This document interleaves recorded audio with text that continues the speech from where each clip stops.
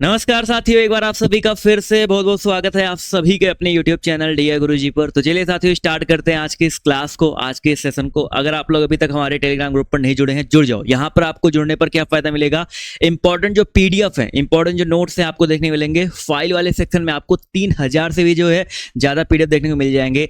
Telegram के अलावा Instagram पे फॉलो कर लीजिए, वहां पर आप लोग डायरेक्टली मुझे मैसेज कर सकते हैं, या वहां पर मैं आपको स्टोरीज के माध्यम से, पोस्ट के माध्यम से नई नई जो जानकारी है देता रहता हूं। और व्हाट्सएप पे जुड़ना चाहते हैं तो नंबर दिया गया है, इस नंबर पे एक हेलो करके मैसेज करो, आपको व्हाट्सएप ग्रुप का जो लिंक है मिल जाएगा। तो चलिए स्टार्ट करते हैं आज के इस क्लास को, आज के इस सेशन को। तो यहाँ पर हम बात करते हैं भैया, यहाँ पर जो आपका बैच चल रहा था, चाहे अर्जुन बैच की बात करते हैं या हम बात करते हैं टेस्ट सीरीज वाले की भी। अगर आप टेस्ट सीरीज लेना चाहते हैं तो टेस्ट सीरीज आपको मैंने बताया था 299 में मिल रहा है, जहां पर आपको A to Z इंपॉर्टेंट जो टेस्ट सीरीज देखने को मिल जाएंगी। अब बात करते हैं अर्जुन बैच के बारे में, जहां पर आपको लाइव क्लास, थ्योरी सब कुछ यहां पर देखने मिलेगा। अगर आप ये वाला जो है बैच लेना चाहते हैं तो यहां पर अभी 749 ये हटा करके अभी आपका ऑफर प्राइस कर दिया गया है। कितना भैया, ये आपका 499, माफ कीजिएगा, इससे भी आपका कम कर, 499 से भी जो है कम करते हैं, आपका 399 कर दिया गया है। यानी कि सिर्फ और सिर्फ 399 में आपको लाइव क्लास, रिकॉर्डेड उसके सेशन, आपको उसके PDF और नोट्स, प्लस आपको वहां पर टेस्ट सीरीज, ये सब कुछ आपको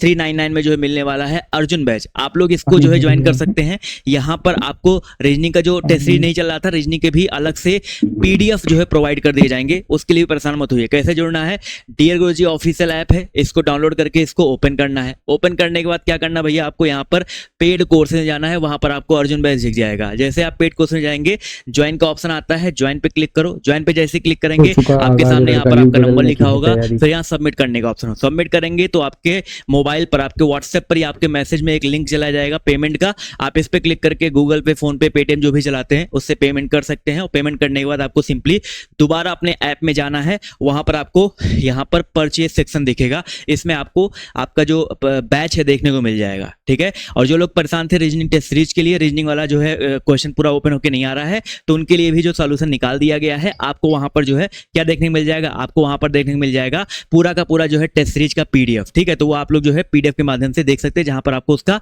सॉल्यूशन भी देखने को मिल जाएगा। तो जो लोग इसमें जुड़ना चाहते हैं आज ही जुड़ो, क्योंकि आपके पास समय कम है और इसमें आप लोग अच्छी तैयारी जो है कर सकते हैं। तो चलिए अब बढ़ते हैं अपने क्लासेस की, अपने जो है सेशन की तरफ। नमस्कार मेरे प्यारे साथियों, एक बार फिर से आप सभी का अपने प्यारे YouTube चैनल डीआर गुरुजी पर तहे दिल से हार्दिक स्वागत, अभिनंदन एवं वंदन है। मेरे प्यारे साथियों, एक बार फिर से आप सभी को प्यार भरा नमस्कार। आपके अपने प्यारे YouTube चैनल डीआर गुरुजी पर आप सभी का मैं तहे दिल से हार्दिक स्वागत, अभिनंदन एवं वंदन करता हूं। और जल्दी हम बहुत जल्दी से अपने इस प्यारे से बेहतरीन से इस सेशन को स्टार्ट करते हैं। आज का सेशन बहुत ही इंपॉर्टेंट है। आज का सेशन, कुछ आज के सेशन में प्रश्न भी बहुत अच्छे रखे गए हैं, तो इन प्रश्नों को ध्यान में रखते हुए इन जो विशेष महत्व वाले महत्वपूर्ण प्रश्नों की जो सीरीज है उनको सॉल्व करते हुए, बहुत ही इत्मीनान से प्रश्नों को पढ़ते हुए हम चलेंगे। और जैसा कि मैं आपसे हमेशा कहता रखा हूं, कहता भी हूं, कह रखा भी हूं, क्या कहता हूं कि आप जब भी टीचिंग एप्टीट्यूड के प्रश्नों को सॉल्व किया करिए ना, तो ये आप एक टीचर की तरह सोचिए। प्रश्नों को बिल्कुल ध्यानपूर्वक पढ़िए, प्रश्नों में दिए गए ऑप्शनों को भी ध्यानपूर्वक पढ़िए, जल्दबाजी नहीं। टीचिंग एप्टीट्यूड या फिर क्या हम कहते हैं किसी भी विषय में जहां पर आपको सोचने का, और सबसे ज्यादा सोचने की जरूरत आपको कहां पर पड़ रही है, टीचिंग एप्टीट्यूड में जरूरत पड़ रही है। इसलिए सोचिए, ध्यानपूर्वक सोचिए और उसके बाद तब आंसर करिए। जल्दबाजी करेंगे तो आप नैया डूबेगी, और नैया आपको डुबाना नहीं है, नाव पार करनी है। तो इसलिए मैं कहता हूं हमेशा, हो चुका आगाज लड़का, युग बदलने की है तैयारी।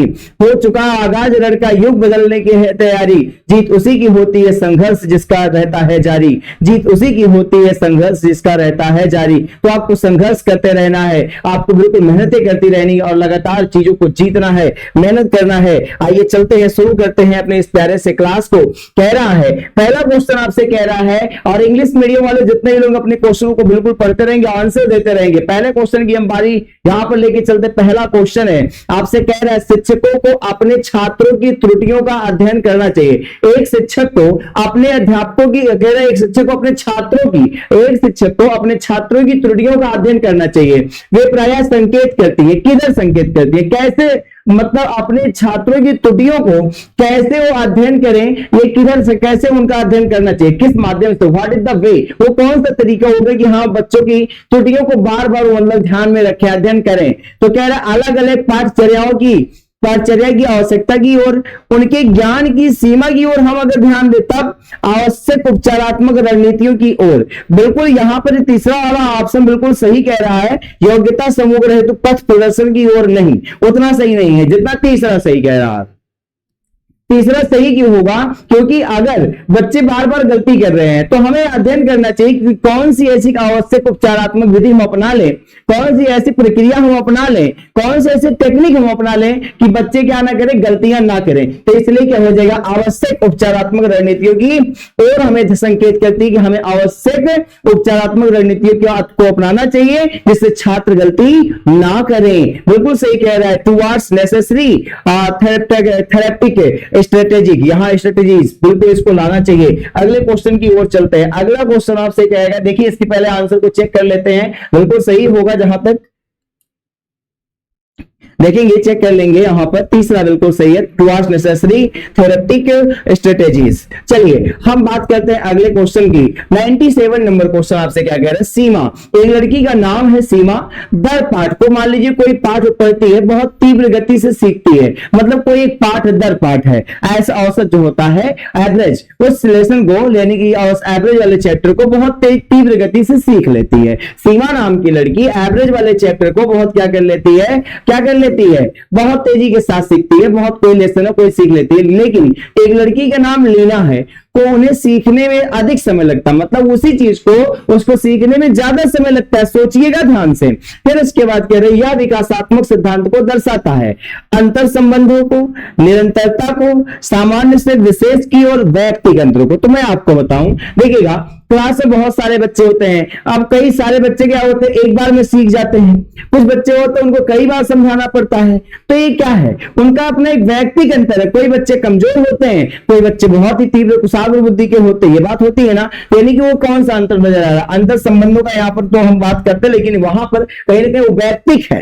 क्या है, निरंतरता को यहाँ नहीं, सामान्य से विशेष की ओर नहीं, यहां पर हम बात कर ले तो वैयक्तिक अंतरों की बात होती है। वैयक्तिक अंतर है क्योंकि वो मान लीजिए सीमा क्या है, पढ़ने में तेज है, लीना क्या है, चीजों को अडॉप्ट करने में कमजोर है, इसलिए धीरे धीरे वो सीख रही है और वो तेज सीख रही है। ये वैयक्तिक अंतर है। क्या है, वैयक्तिक अंतर। हमने कहा जब आप सोचेंगे अच्छे से ना, आप जल्दबाजी में नहीं रहेंगे तो आप बहुत बेहतर सॉल्व करेंगे अपने प्रश्नों को। चलिए हम चलते हैं अगले क्वेश्चन की ओर। 98 नंबर कह रहे, विकास को साकार करने वाले पर्यावरणीय कारक में निम्नलिखित में से किसके अलावा सभी शामिल हैं। विकास को साकार यानी कि जो विकास किया जाता है, डेवलपमेंट जो होता है, वो कह रहा है पर्यावरणीय कारक में निम्नलिखित में से कह रहा है किसके अलावा सभी शामिल हैं। यानी कि ऐसी कौन सी चीज है कि उसके अलावा सबके सब शामिल हैं, बताइएगा। संस्कृति है, शिक्षा की गुणवत्ता है, शारीरिक सौष्ठव है, फिर उसके बाद अगला पोषण की गुणवत्ता। देखिएगा, विकास को साकार करने वाले पर्यावरणीय कारक में निम्नलिखित में से किसके अलावा सभी। तो हम बात कर लेते हैं, तो एक चीज और होता है विकास के लिए जो होता है, क्या नाम उसको हम कहते हैं, वंशानुगत कारक। क्या होता है, विकास के लिए पर्यावरणीय कारक तो होता ही है, एक और होता है जिसका हम नाम दे दे, क्या, वंशानुगत कारक होता है। और वंशानुगत कारक जो होता है ये भी कहीं ना कहीं बहुत बड़ी भूमिका निभाता है विकास की प्रक्रिया में, ठीक है, विकास को साकार बनाने के लिए। और वंशानुगत में अगर हम देखें तो वंशानुगत में क्या होता है, वंशानुगत कारक में शारीरिक सौष्ठव समावेश है, इसको शामिल किया गया है। तो वंशानुगत कारक में यहां पर क्या हो जाएगा, शारीरिक सौष्ठव आएगा। क्या आएगा, विकास को साकार करने वाले पर्यावरणीय कारकों में निम्नलिखित में से किसके अलावा सभी शामिल हैं। तो वंशानुगत यानी कि ये भी पर्यावरणीय है, ये भी है पर्यावरणीय, ये भी पर्यावरणीय है, लेकिन वंशानुगत कारक भी उसको डेवलप करता है, विकास करता है। तो इसमें क्या हो जाएगा, शारीरिक सौष्ठव। चलिए हम बात करेंगे अगले क्वेश्चन की ओर। कह रहा है पर्यावरणीय कारक, मतलब जो पर्यावरणीय कारक है उन लोगों उनके में से अलावा सभी शामिल हैं, तो उसके एक के अलावा, यानी कि हमें वंशानुगत कारक के बारे में बताना था। चलिए हम बात करेंगे यहां पर अगला क्वेश्चन क्या हो जाएगा, 99 नंबर। अभिप्रेरणा के सिद्धांत के अनुसार, अभिप्रेरणा के सिद्धांत के अनुसार एक शिक्षक जो होता है वो अधिगम को बढ़ा सकता है। अभिप्रेरणा का जो सिद्धांत है वो कह रहा है कि उसके अनुसार एक शिक्षक अधिगम को बढ़ा सकता है। कैसे, अपेक्षाओं के समान मानकों की स्थापना द्वारा, मतलब जैसा बच्चे से वो अपेक्षा रखता है उसके अनुसार वो मानक का स्थापित कर ले, वैसा कि हमारे बच्चे बिल्कुल पढ़ने में तेज हो, ऐसा मानक स्थापित करके तब छात्रों में से कोई भी अपेक्षा ना रखते, छात्रों को अपेक्षा नहीं रखेंगे तब आप डेवलप करा ले जाएंगे, नहीं करा पाएंगे। फिर उसके बाद ये भी गलत हो गया तो ये भी गलत हो गया है। अत्यंत उच्च अपेक्षाएं स्थापित करना, अब बहुत ज्यादा उच्च स्थापित अपेक्षा स्थापित कर लीजिए कि हर बच्चा टॉपे के देगा, तो ये भी गलत है। तीसरा भी गलत हो गया, छात्रों से यथार्थ अपेक्षाएं स्थापित करेंगे। बिल्कुल, जो छात्रों में एकदम यथार्थ अपेक्षा रखिए, ये हमें मतलब ये नहीं कि तो उच्च रख लीजिए, निम्न रख लीजिए, नहीं भाई, ऐसे कैसे हो जाएगा। छात्रों से यथार्थ अपेक्षाएं रखनी चाहिए, यानी कि जो वास्तविकता हो उसी में हमें अपेक्षा रखनी चाहिए। और ऐसे हम अगर कर ले तो वास्तविक अपेक्षाएं स्थापित करके हम अधिगम को क्या कर सकते हैं, शिक्षक क्या कर सकता है, अधिगम को बढ़ा सकता है। ठीक है, फर्जी वाला करके नहीं बढ़ा सकता है, कुल मिला करके। चलिए, तो 99 का क्या हो जाएगा, चौथा सही हो जाएगा। चलेंगे आगे, अगले क्वेश्चन की ओर चलेंगे। अगला क्वेश्चन आपसे कह रहा है 100 नंबर, विकास शुरू होता है गर्भावस्था से, शैशवावस्था से, पूर्व बाल्यावस्था से, फिर देखिएगा बाल्यावस्था के बाद से। विकास शुरू कहां से हो जाता है भाई, जब बच्चा गर्भ में पलने लगता है तो वहीं शुरू हो जाता है, प्रसव अवस्था से ही, या फिर हम कह रहे प्रसव अवस्था नहीं, मतलब क्या प्रसव अवस्था से यहां पर बाहर हो जाएगी, गलत बात। गर्भावस्था से ही क्या हो जाता है, बालक का क्या हो जाता है भैया, विकास शुरू हो जाता है, वहीं से विकास शुरू होता है, हाथ पैर सब कुछ वहीं बढ़ना शुरू हो जाता है। तो हो जाएगा क्या, प्रसव पूर्व अवस्था यानी गर्भावस्था, गर्भावस्था से ही विकास का क्या हो जाता है, शुरुआत हो जाता है। 100 का पहला हो जाएगा। चलिए 100 का 1 हो जाएगा। अगले पे चलते हैं, यहां पर ये गलत दिया, पूर्व बाल्यावस्था से विकास नहीं शुरू होता है, गर्भावस्था से ही शुरू हो जाता है। चलिए हम बात करेंगे बहुविकल्पीय बुद्धिमत्ता सिद्धांत के अनुसार। देखिएगा, बहुविकल्पीय बुद्धिमत्ता जो सिद्धांत लाया गया उसके अनुसार जानवरों, खनिजों तथा पौधों की सभी किस्मों की पहचान करने तथा वर्गीकृत करने की योग्यता कहलाती है। चलिए बताइएगा जल्दी क्या हो जाएगा।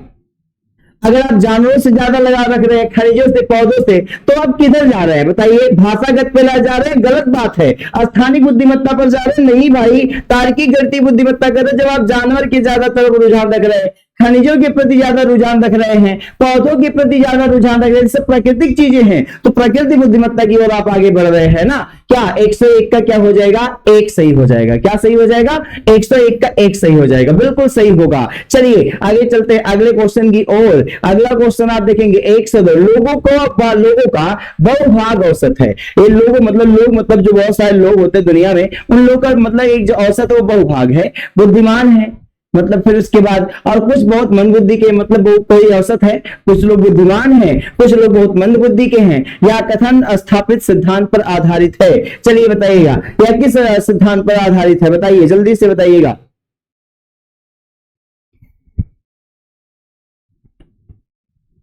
भाई यहां पर क्या हो जाएगा, यानी कि बुद्धिमत्ता का जब वितरण हुआ है, यानी बुद्धिमत्ता का जो बंटवारा हुआ है, यानी जैसे बुद्धि, किसी की बुद्धि कमजोर है, कोई प्रखर बुद्धि वाला है, कोई निम्न बुद्धि वाला है, तो वितरण ही तो हुआ। कह रहे कोई बहुत मंद बुद्धि के हैं, कोई बहुत तेज है, तो ये क्या है, बुद्धिमत्ता का वितरण सिद्धांत है। क्या 102 का हो जाएगा पहला, बुद्धिमत्ता का वितरण सिद्धांत। चलिए हम देखेंगे अपने आंसर को, बिल्कुल सही होगा। हमने कहा ना, जब आप क्या करिए प्रश्नों को, जैसे अभी देखना मैं आपको बताऊं 101 वाले में चेक करो आप, यहां पर ये 101 वाले क्वेश्चन में हमने कहा जानवर, खनिज, पौधे। अब यहां पर भाषा की तो बात की नहीं है, स्थानिक की बात तो की नहीं गई। अब तार्किक गणित यहां पर सोचोगे ना, ये सब सोच करके ऐसे उत्तर दो। जानवर भी प्रकृति में आ जाता है, खनिज भी प्रकृति की बात आती है, पौधे, ये सब प्रकृति वाली चीजें हो गई, तो सीधी बात है प्राकृतिक बुद्धिमत्ता की ओर आप आगे अग्रसर हो रहे हैं। चलिए हम आगे चलते हैं अगले क्वेश्चन पर, अपने 103 नंबर पर। कह रहा एक विश्वसनीय मनोवैज्ञानिक जांच का आशय है। एक विश्वसनीय मनोवैज्ञानिक जांच का आशय है क्या, देखिएगा विश्वसनीय मनोवैज्ञानिक जांच की हम बात कर लें, जब आप बार बार जांच करें और रिजल्ट एक समान आए, एक ही संगत में रिजल्ट आए, एक ही जैसा रिजल्ट आए, तो विश्वसनीय माना जाता है। जैसे अभी काउंटिंग हो रही है वोटों की, अब बार बार अगर मान लीजिए किसी लीडर को दिक्कत आ रही है कि मेरा जो वोट है वो फर्जी काउंटिंग किया गया, फिलहाल इस बात से उस पर राजनीति पे ना आइएगा, मैं ऐसे समझा रहा हूं। जैसे मान लीजिए आप छोड़ दीजिए उस बात को, आपका रिजल्ट गड़बड़ हो गया, नंबरिंग कहीं ऐड गलत हो गई है, लेकिन फिर भी जोड़ने पे बार बार वही आ रहा है आपका रिजल्ट, तो यानी कि एक विश्वसनीय मनोवैज्ञानिक जांच कहां से होता है कि हमारा जो रिजल्ट है हमेशा एक संगत बना रहे। तो मापन की संगतता जो बनी रहती है उसी को हम हो जाए कहेंगे यहां पर क्या, एक विश्वसनीय मनोवैज्ञानिक जांच कहां से है, यानी कि मापन की जो हमेशा मतलब बार बार एक ही चीज रिजल्ट आना, उसको हम कहते हैं मापन की संगतता कहते हैं। मापन की परिशुद्धता नहीं, व्यवहार का पूर्वानुमान नहीं, यहां पर हो जाएगा मापन की, यानी कि 103 का तीसरा सही हो जाएगा। You can check your answer.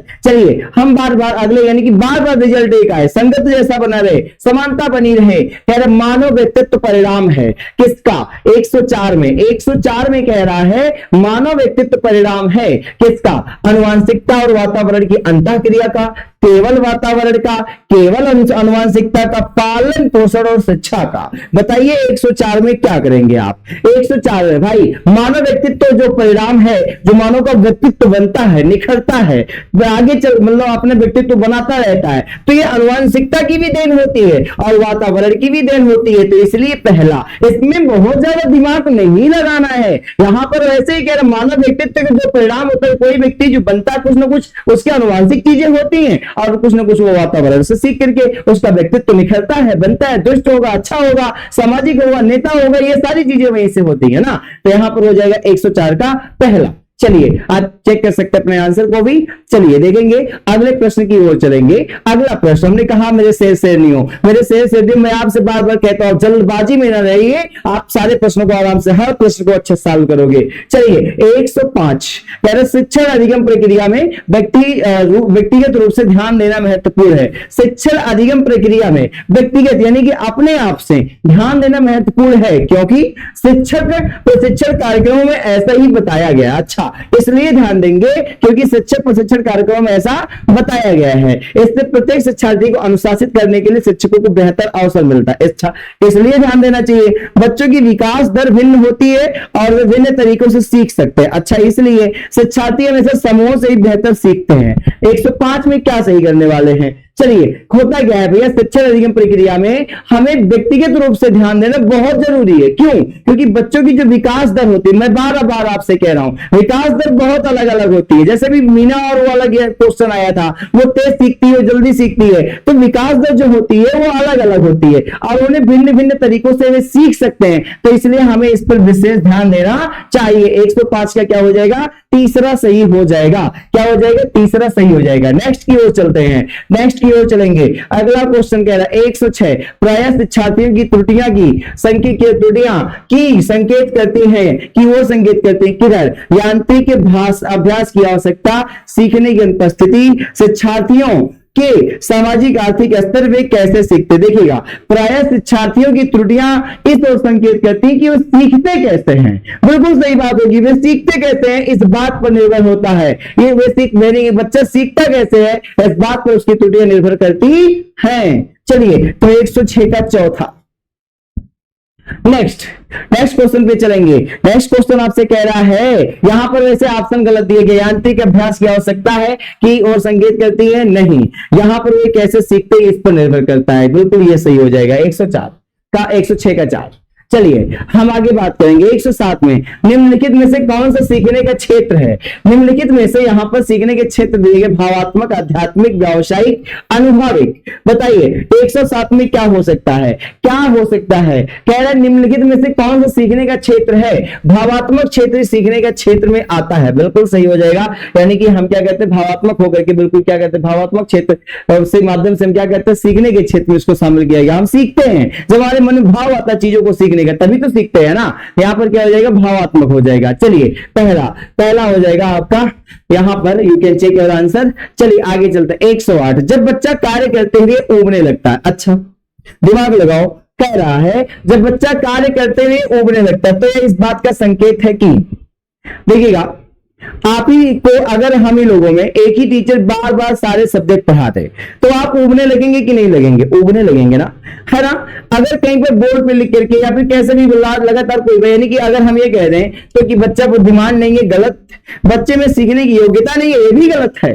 फिर उसके बच्चे को अनुशासित करने की जरूरत नहीं, अनुशासित करके कोई जरूरी सीखने की, संभवतः कार्य यांत्रिक रूप से बार बार हो रहा हो। बिल्कुल सही है, वही कार्य बार बार हो रहा होगा, एक ही कार्य बार बार हो रहा है तो उबे उबेगा। जैसे आपको एक ही टीचर बार बार पढ़ाए तो क्या हो जाएगा, उबेंगे। आपको एक ही चीज बार बार पढ़ाया जाए क्या विषय, तो आप उबेंगे। बिल्कुल सही बात होता है, यानी कि बार बार, संभवतः कार्य यांत्रिक रूप से बार बार हो रहा है। 108 का चौथा बिल्कुल सही हो जाएगा। Probably the work is being done repeatedly mechanically, बिल्कुल। चलिए हम बात करेंगे अगले क्वेश्चन की ओर। निम्नलिखित में से कौन सी समस्या समाधान की वैज्ञानिक पद्धति का पहला चरण है? समस्या समाधान की वैज्ञानिक पद्धति का पहला चरण है, बताइए। समस्या समाधान के लिए वैज्ञानिक पद्धति का पहला चरण क्या होगा? आप समस्या का समाधान कैसे करेंगे? इस वैज्ञानिक पद्धति का पहला चरण क्या हो सकता है? समस्या के प्रति जागरूकता, प्रासंगिक जानकारी को एकत्र करना, प्राकल्पना का निर्माण करना, प्राकल्पना का परीक्षण करना। बताइए क्या हो जाएगा? 109। 109 में क्या करेंगे मेरे शेष श्रेणी? जल्दी जल्दी प्रश्नों को भी करना, समझते हुए चलना है, हर ऑप्शन को पढ़ना है, हर ऑप्शन को समझना भी है। चलिए 109 आप बताइए, अगर कहीं पर कोई समस्या आती है और उसका आपको समाधान करना है, यानी कि तब सबसे पहले समस्या आप जानेंगे ना, समस्या क्या है। जब समस्या नहीं जाओगे समाधान कहां से करोगे? यानी समस्या के प्रति आपको जागरूक होना पड़ेगा, तभी आप चीजों को जान पाएंगे। तो समस्या के प्रति जागरूकता, यहां पर 109 का पहला ऑप्शन सही हो जाएगा। चलिए हम चलेंगे अगले क्वेश्चन की ओर। अगला क्वेश्चन आपसे कह रहा है 110 नंबर, वाइगोत्स्की, यानी देखिएगा वाइगोत्स्की बच्चों को सीखने में निम्नलिखित में से किस कार्य की महत्वपूर्ण भूमिका पर बल देते हैं? चलिए वाइगोत्स्की जो है वो बच्चों के सीखने में निम्नलिखित में से किस कारक पर सबसे अधिक बल देते हैं, महत्वपूर्ण भूमिका पर बल देते हैं? नैतिक, शारीरिक, सामाजिक, आनुवांशिक। बताइएगा क्या हो जाएगा? 110। 110 देखिएगा, इन्होंने कहा, वाइगोत्स्की ने कहा है बच्चों के सीखने में निम्नलिखित में से इन्होंने सबसे बताया कि सामाजिक महत्वपूर्ण, यानी कि जो इन्होंने बताया कि सामाजिक कारक जो होता है बच्चों को महत्वपूर्ण भूमिका पर बल देते हैं कि समाज से ही बच्चा बहुत ज्यादा सीखता है। तो 110 का तीसरा हो जाएगा। वाइगोत्स्की के अनुसार बच्चों को सीखने में सबसे ज्यादा मददगार क्या होता है? सामाजिक कारक होते हैं जो बच्चों को सिखाते हैं, और इसीलिए महत्वपूर्ण भूमिका पर इसके बल देते हैं।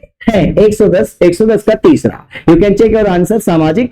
आगे चलेंगे। एक शिक्षिका अपने शिक्षार्थियों की, एक शिक्षिका यानी कि एक अध्यापिका अपने जो बच्चे हैं उनके क्लास के, कि विभिन्न अध्ययन शैलियों को इसको संतुष्ट करने के लिए, यानी सिखाने की कई प्रकार की जो शैली है, पढ़ाने की जो कई प्रकार की शैली है, उसको संतुष्ट करने के लिए वैविध्यपूर्ण कार्यों का उपयोग करती, मतलब विभिन्न प्रकार के कार्यों का उपयोग करती, कि मैं बच्चों को बहुत ज्यादा कुछ सिखा पाऊं, तो इसके लिए विभिन्न कार्यों का उपयोग करती है। वह से प्रभावित है, किससे? गार्डनर के बहुबुद्धि सिद्धांत से, वाइगोत्स्की के सामाजिक सांस्कृतिक सिद्धांत से, पियाजे के संज्ञानात्मक विकास के सिद्धांत से, कोहलबर्ग के नैतिक विकास के सिद्धांत से। चलिए बताइएगा 111 का चौथा, यहां पर चौथा कह रहा है कोहलबर्ग, और तीसरा कह रहा है पियाजे, दूसरा कह रहा है वाइगोत्स्की। गार्डनर देखिए भैया, अगर वो कई प्रकार की शैलियों को अपना रही है, एक अध्यापिका कई प्रकार की शैलियों को अपना रही है अपने बच्चों को पढ़ाने के लिए, जैसे मैं ही हूं, आपको कई प्रकार की शैलियों का उपयोग करूं आपको सिखाने के लिए, बताने के लिए, तो जान लीजिए मैं क्या हूं? गार्डनर के बहुबुद्धि सिद्धांत से प्रभावित हूं, क्योंकि बहुत प्रकार की बुद्धि में आपको बात सिखाने के लिए लगा रहा हूं। तो ये हो जाएगा 111 का पहला। चलिए 111 का पहला, यानी कि बहुत प्रकार की युक्ति लगा रहे हैं, बुद्धि लगा रहे हैं, तो इसलिए हो जाएगा गार्डनर के बहुबुद्धि सिद्धांत। आपसे क्वेश्चन भी बन सकता है, बहुबुद्धि सिद्धांत किसने दिया है? तो गार्डनर ने दिया है। किसने दिया है? गार्डनर ने। चलिए तो अगला क्वेश्चन आपसे कह रहा है 112 क्वेश्चन नंबर, 112 नंबर, एक शिक्षिका अपने आप से कभी भी प्रश्नों के उत्तर नहीं देती है। चलिए दिमाग लगाइएगा, आप बच्चों ने अध्यापिका से प्रश्न पूछा या मुझसे ही बच्चों ने प्रश्न पूछा, मैं क्या करता हूं या अध्यापिका क्या करती है? कभी भी प्रश्नों के उत्तर वह नहीं देती है, ठीक है, अपने आप से स्वयं उत्तर नहीं देती है, कहती मैं उत्तर नहीं दूंगी, अपने आप उत्तर नहीं देती। अच्छा करती क्या है? वह अपने विद्यार्थियों को उत्तर देने के लिए, अच्छा वो ऐसा नहीं कि उत्तर नहीं देगी, लेकिन वो दूसरा काम करती है, उत्तर निकालने के लिए क्या करती है? उत्तर देने के लिए समूह चर्चाएं और सहयोगात्मक अधिगम अपनाने के लिए प्रोत्साहित करती है। आप लोग समूह में चर्चा करिए और साथ ही साथ क्या करिए? सहयोग के माध्यम से, एक दूसरे के सहयोग के माध्यम से क्या करिए? आप लोग खुद ही उस प्रश्न का उत्तर ढूंढिए, इस काम को करवाती है। तो यह उपागम जो है या तरीका जो है किस सिद्धांत पर आधारित है? कौन सा? अच्छा उदाहरण प्रस्तुत करना और भूमिका प्रतिरूप बनाना, सीखने की तत्परता, सक्रिय भागीदारिता, फिर उसके अनुदेशात्मक सामग्री के उचित संगठन। 112 का कौन सा सही होगा? जल्दी बताइएगा क्या हो जाएगा? 112 में क्या हो जाएगा? देखिए, जब आपको ऐसे कहा जाए समूह चर्चाएं करिए और फिर साथ ही साथ क्या करिए, यानी कि बिल्कुल आप उसमें भाग लीजिए, भागीदारी लीजिए। यानी कि जब भी ऐसे चर्चाएं कराई जाए तो उसमें आपको भागीदारी लेनी चाहिए। यानी कि यह उपागम जो होता है, यह तरीका जो होता है, वो सक्रिय भागीदारिता के रूप में सिद्धांत पर आधारित होता है। क्यों? क्योंकि बच्चा बिल्कुल सक्रिय रूप से क्या करता है, ऐसी चीजों में शामिल होने के लिए सक्रिय हो जाता है, निष्क्रिय नहीं रहता। कहता हाँ ठीक है, हम जुट करके मिल करके काम करेंगे, तो सक्रिय हो जाता है। यानी कि क्या हो जाएगा, सक्रिय भागीदारिता हो जाएगी। 112 का 3 हो जाएगा। यह उपागम क्या होता है, सक्रिय भागीदारिता के सिद्धांत पर आधारित होता है। चलिए, बच्चे क्या हो जाते हैं, पूर्ण रूप से सक्रिय होते कि ऐसी चीजों के लिए हम क्या करेंगे, समूह चर्चा करेंगे, सहयोगात्मक अधिगम अपनाएंगे। यानी कि बच्चे बिल्कुल क्या हो जाते हैं, सक्रिय हो जाते हैं, एकदम बिल्कुल ऐसा एकदम एक्टिव रहते हैं हमेशा। इसका यही होगा। चलो तुम बताओ इसका क्या होगा, तुम बताओ इसका क्या होगा। पूर्ण रूप से बच्चे एक्टिव हो जाते हैं ऐसे, इस तरीके से। चलिए, तो यहां पर हो जाएगा 112 का तीसरा। चलिए अगले प्रश्न पर चलते हैं। 113 में कह रहा है, निम्नलिखित में से कौन सा शिक्षक से संबंधित अधिगम को प्रभावित करने वाला कारक है। अच्छा चलो भैया बताओ, कह रहा है, क्या कह रहा है, कौन सा शिक्षक संबंधित अधिगम को प्रभावित करने वाला कारक है। पहला ऑप्शन कह रहा है शिक्षण उपलब्धता, अधिगम संसाधनों की, विषय वस्तु या अधिगम अनुभवों की प्रकृति, विषय वस्तु में प्रवीणता, बैठने की उचित व्यवस्था। ध्यान से समझना, शिक्षक से संबंधित अधिगम को प्रभावित करने वाला कारक, शिक्षक से संबंधित अधिगम को प्रभावित करने वाला कारक, जल्दी बताओ। 113। देखिए, अगर एक शिक्षक के अधिगम को प्रभावित करने वाला कारक है, यहां पर मैं बताऊं, अगर कोई अध्यापक विषय वस्तु में प्रवीण नहीं है, कुशल नहीं है, तो फिर कहीं ना कहीं उसके पढ़ाने में, उसके अधिगम को कराने में प्रभावित करने वाला कारक यही बनेगा, विषय वस्तु में प्रवीणता। क्यों? क्योंकि तब आपको उतना अच्छा कॉन्फिडेंस नहीं होगा, उतने अच्छे तरीके से चीजों को आप क्या नहीं कर पाएंगे, व्यक्त नहीं कर पाएंगे, एक्सप्रेस नहीं कर पाएंगे। कई प्रकार की आपकी बॉडी लैंग्वेज फिट नहीं उतनी बैठेगी, तो कई प्रकार की समस्या आ सकती है। तो कह रहा है शिक्षक से संबंधित अधिगम को प्रभावित करने वाला कारक कौन सा है, विषय वस्तु में प्रवीणता। एक अध्यापक को हमेशा अपने विषय में बिल्कुल प्रवीण रहना चाहिए। वैसे दूसरा ऑप्शन भी इशारा कर रहा है, लेकिन कहीं ना कहीं ये बिल्कुल सही है।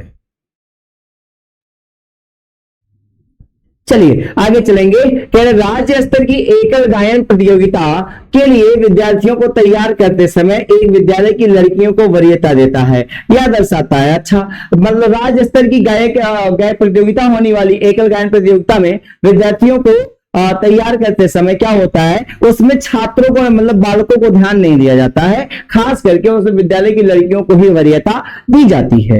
यह दर्शाता है प्रयोजनात्मक उपागम है, प्रगतिशील चिंतन है, लैंगिक पूर्वाग्रह है, वैश्विक प्रवृत्तियां। आप देखेंगे खास करके कभी भी गायन प्रतियोगिता में खास करके महिलाओं को ही शामिल किया जाता है, ऐसा होता होगा, ऐसा नहीं, एक बात को अन्यथा मना लीजिएगा, समझने की बातें हैं। क्या होता है, क्योंकि यह माना जाता है कि लड़कियों की जो आवाज होती है वो ट्यूनिक होती है, बिल्कुल मतलब क्या होता है, टोन बहुत अच्छा होता है, उनकी आवाज बहुत मधुर होती है, स्वीट होती है, इसलिए उनको मतलब विद्यालय चुना है। यानी कि यह बात दर्शाता है कि लैंगिक पूर्वाग्रह, यानी कि पहले से ही लोगों का आम लोगों का एक मानना है, लोगों का एक आम विचारधारा बन गई है कि लड़कियों की आवाज मधुर होती है, इसलिए इसको हम क्या कहेंगे, लैंगिक पूर्वाग्रह कहेंगे। क्या? लैंगिक पूर्वाग्रह, यानी कि लैंगिक आधार दिया जा रहा है, बालकों को उतनी वो नहीं माना गया, वैल्यू नहीं दिया गया, बालिकाओं को ज्यादा वैल्यू दिया गया। चलिए हम चलेंगे अगले प्रश्न की ओर, देख सकते हैं आप 114 का तीसरा सही होगा। आगे चलेंगे 115 नंबर क्वेश्चन आपसे कह रहा है, क्या कह रहा है, विद्यालय आधारित आकलन मुख्य रूप से किस सिद्धांत पर आधारित होता है। विद्यालय आधारित जो आकलन होता है वो मुख्य रूप से किस सिद्धांत पर आधारित होता है। किसी भी कीमत पर विद्यार्थियों को अच्छे ग्रेड मिलने चाहिए, विद्यालय बाह्य परीक्षा निकायों की अपेक्षा ज्यादा संभव है, आकलन बहुत किफायती, मतलब यही होना चाहिए, बाह्य परीक्षकों की अपेक्षा शिक्षक अपने शिक्षार्थियों की क्षमताओं को बेहतर जानता है। देखिएगा, विद्यालय आधारित आकलन, विद्यालय आकलन क्या निकालता है, मुख्य रूप से किस सिद्धांत पर आधारित होता है। यह समझता है कि बाह्य शिक्षक जो होते हैं उतना हमारे बच्चों को नहीं समझेंगे जितना अपने विद्यालय का बालक ये समझता है, अपने विद्यालय का अध्यापक समझेगा अपने बच्चों को, उनकी भूमिकाओं को, उनके महत्व को, उतना दूसरा जो बाह्य शिक्षक होगा वो नहीं जानता है। यही सबसे ज्यादा महत्वपूर्ण होता है। तो यहां पर पहला गलत, दूसरा गलत, तीसरा गलत, चौथा सही हो जाएगा। बाह्य परीक्षकों की अपेक्षा शिक्षक अपने शिक्षार्थियों की क्षमताओं को बेहतर जानते हैं। ये बिल्कुल सही बात है भाई। हम लोग तो जानेंगे ना बच्चा कैसा है भाई, वो क्या जानेंगे कैसे कैसे क्या पढ़ गया है। कब अगला पता लगा कब ये नकलिए लिख करके नकल करके चला आया है, सब एकदम छाप लिया है, पढ़ने वाला ठुस हो गया तो मामला गड़बड़ हो जाता है। इसलिए बाह्य परीक्षकों की अपेक्षा शिक्षक अपने शिक्षार्थियों को क्षमताओं को बेहतर से जानता है। ये विद्यालय आधारित आकलन है। क्या होता है, विद्यालय अपना, हर विद्यालय अपना एक आकलन निकालता है। चलिए अगला प्रश्न 115 का चौथा सही हो गया है। 116 कह रहे एक शिक्षक प्रश्न पत्र बनाता है। प्रश्न ध्यान से समझिएगा, क्या कह रहा है, एक शिक्षक प्रश्न पत्र बनाने के बाद यह जांच करता है कि क्या प्रश्न परीक्षण के विशिष्ट उद्देश्यों की परीक्षा ले रहे हैं, यानी कि सारी चीजें जो पढ़ाई लिखेगी वो उसमें शामिल है कि नहीं है। वह मुख्य रूप से प्रश्न पत्र के बारे में चिंतित है। क्या प्रश्नों के प्रकार के बारे में चिंतित है, विश्वसनीयता के बारे में चिंतित है, वैधता के बारे में चिंतित है, संपूर्ण विषय वस्तु को शामिल करने के बारे में चिंतित है। बिल्कुल, आप अगर परीक्षा ले रहे हैं, प्रश्न बना रहे हैं, तो उसमें नहीं कि एक ही टॉपिक को आप ले लीजिए, बस उससे 2 टॉपिक ले लीजिए। टॉपिक के 10 हैं और आप उसमें से 5 टॉपिक का बना, 5 टॉपिक छोड़ दीजिए। नहीं, कुल मिला के जिम्मेदारी आपकी ये बनती है कि संपूर्ण विषय वस्तु को शामिल करने के लिए सोचता है, वो प्रयासरत रहता है कि सारी विषय वस्तु को जोड़ा जाए। 116 का चौथा हो जाएगा। क्या हो जाएगा, 116 का चौथा हो जाएगा। चलिए हम चलेंगे अगले प्रश्न की ओर। 115 में आपने क्या किया था, चौथा, यहां पर भी चौथा, यहां पर भी चौथा, 116 का चौथा। चलेंगे आगे 117 में क्या कह रहा है, विवेचनात्मक शिक्षा शास्त्र का यह दृढ़ विश्वास है कि जो शिक्षा शास्त्र विवेचनात्मक है वो उसका एक दृढ़ विश्वास है, उसका एक अटूट विश्वास है। बताइए वो अटूट विश्वास क्या है, कोई लोग बताइएगा उसका अटूट विश्वास क्या है। बच्चे स्कूल से बाहर क्या सीखते हैं या अप्रासंगिक है। अच्छा, इसका यह मानना है बच्चे स्कूल से बाहर क्या सीखते हैं या अप्रासंगिक है। शिक्षार्थियों के अनुभव और प्रशिक्षण महत्वपूर्ण होते हैं। एक शिक्षक को हमेशा कक्षा कक्ष के अनुदेशन का नेतृत्व करना चाहिए। शिक्षार्थियों को स्वतंत्र रूप से तर्कण नहीं करना चाहिए, तर्कना नहीं करनी चाहिए। बताइए क्या हो जाएगा, 117 में 2 हो जाएगा, क्या दूसरा होगा। क्यों, क्योंकि विवेचनात्मक शिक्षा शास्त्र का मतलब यह होता है, उसका विश्वास है कि शिक्षार्थियों के अनुभव जो होते हैं और प्रशिक्षण, यानी कि जो अनुभव दे लेते हैं और जो प्रत्यक्ष रूप से देखते हैं, वो दोनों क्या होते हैं, बहुत ही महत्वपूर्ण होते हैं। यानी कि जब वो अनुभव करेंगे और प्रत्यक्ष रूप से देखेंगे तो वहां पर क्या होता है, उनको प्रश्न पूछने के लिए प्रेरित किया जाएगा, इंस्पायर किया जाएगा कि बच्चा प्रश्न पूछे, उसका अनुभव करे, उसको प्रत्यक्ष रूप से देखे। तो जब वो देखेगा, उसका अनुभव करेगा तो प्रश्न पूछेगा। यानी कि इसमें क्या किया जाता है, विवेचनात्मक शिक्षा शास्त्र में प्रश्न पूछने के लिए बच्चों को प्रेरित किया जाता है। यानी कि शिक्षार्थियों के अनुभव और प्रशिक्षण महत्वपूर्ण होते हैं। 117 का दूसरा सही हो जाएगा। चलिए हम आगे चलेंगे अगले प्रश्न की ओर। 118 में शिक्षार्थी वैयक्तिक भिन्नता प्रदर्शित करते हैं। बार बार ऐसे प्रश्न आ रहे हैं, आज के इस स्लाइड में आप देख पा रहे हैं कि बार बार ऐसे प्रश्न आ रहे हैं, शिक्षार्थी की वैयक्तिक भिन्नता की बार बार कई सारे प्रश्न आए। पहला क्वेश्चन भी इसी पे डिपेंड था।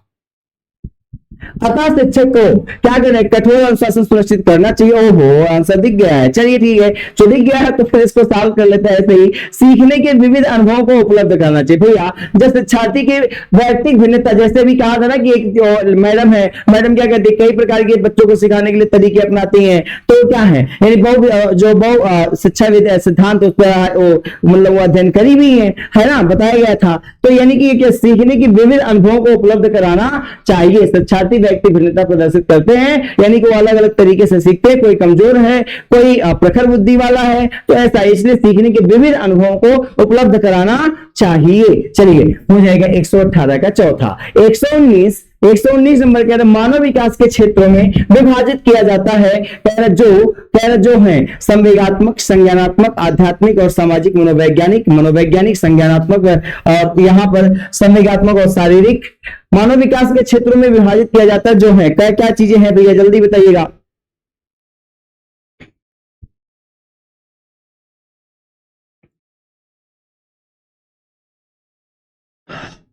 बताइए क्या हो जाएगा। देखिएगा मानव विकास के क्षेत्र में क्या क्या चीजें आती हैं। पहली चीज तो ये जान लीजिए, शारीरिक विकास।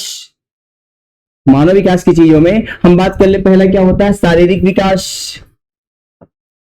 फिर उसके बाद हम बात कर लेते हैं तो बौद्धिक विकास, ये भी होना चाहिए। शारीरिक विकास होना चाहिए, क्या होना चाहिए, बौद्धिक विकास होना चाहिए, और क्या होना चाहिए, बताइए, शारीरिक विकास और क्या होना चाहिए, बौद्धिक विकास होना चाहिए, और फिर उसके बाद संवेगात्मक विकास होना चाहिए, नैतिक विकास होना चाहिए, क्या क्या होना चाहिए, संवेगात्मक विकास होना चाहिए, और क्या होना चाहिए, नैतिक विकास होना चाहिए, और कौन सा विकास होना चाहिए बताओ भैया, शारीरिक, बौद्धिक, संवेगात्मक, नैतिक, और फिर उसके बाद सौंदर्यात्मक, और फिर उसके बाद क्या, सौंदर्यात्मक विकास भी होना चाहिए, और फिर उसके बाद में बात कर लूं तो अगला विकास क्या होना चाहिए, सामाजिक विकास भी होना चाहिए, क्या, सामाजिक विकास भी होना चाहिए, सौंदर्यात्मक, और फिर उसके बाद क्या हो जाएगा, सामाजिक, क्या हो जाएगा, सामाजिक विकास। तो ये 1 2 3 4 5 6, यानी कि हम देख पा रहे मानव विकास के क्षेत्रों में विभाजित किया जाता है। जो कौन कौन सी चीजें हैं भैया, यहां पर मैं बात कर लूं तो जल्दी बताइएगा।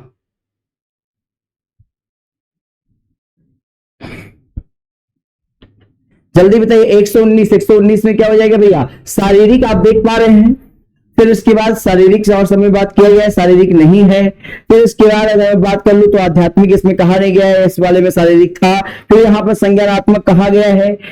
चलिए, फिर उसके बाद संवेगात्मक भी है और सामाजिक भी है, यानी कि 119 का क्या हो जाएगा, चौथा, क्या हो जाएगा, 119 का चौथा हो जाएगा, क्या हो जाएगा भैया, एक मैंने विकास नहीं आपने बताया था, संवेगात्मक, संज्ञानात्मक विकास, ये भी ध्यान दीजिएगा, संज्ञानात्मक भी होता है। तो ये इतने सारे विकास के पहलू हैं, तो इसको जरूर जानते रहिए। संज्ञानात्मक, शारीरिक विकास, संज्ञानात्मक विकास, शारीरिक विकास, बौद्धिक विकास, संवेगात्मक विकास, नैतिक विकास, सौंदर्यात्मक विकास, सामाजिक विकास, ये सब विकास हैं और इनके माध्यम से हम जान पाएंगे कि मानव विकास के क्षेत्रों में इसे विभाजित किया जाता है। बताया जाता है कि मानव विकास के क्षेत्र हैं, कब संज्ञानात्मक विकास होगा, कब शारीरिक विकास होगा, कब संवेगात्मक विकास होगा, सामाजिक विकास कब होगा, ये सब बताए जाते हैं। तो यहां पर हो जाएगा 119 का क्या, चौथा नंबर। चलिए,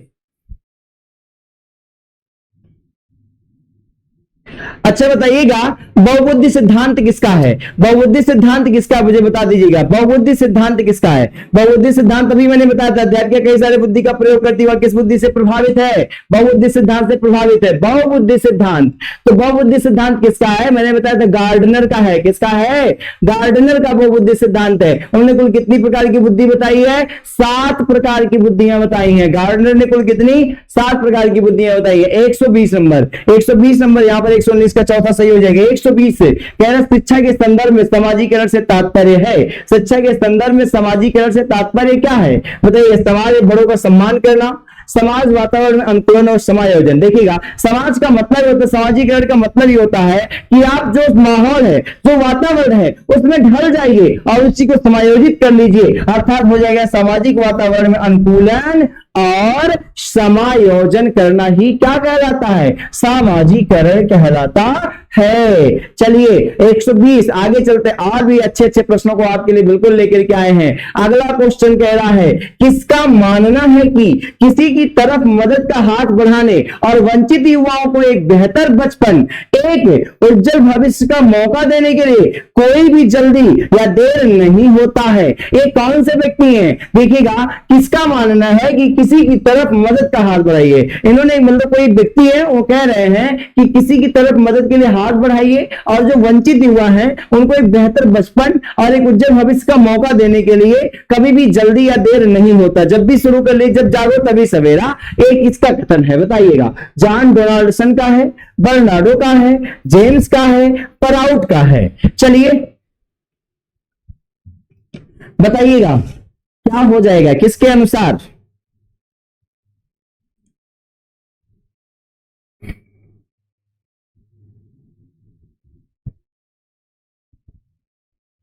भैया यहां पर हम बता दें तो बर्नार्डो, क्या हो जाएगा, बर्नार्डो। बर्नार्डो क्या है मैं आपको बताऊं तो इंग्लैंड का प्रमुख बच्चों से आधारित क्या है, ये कहां का, एक देखिएगा, बच्चों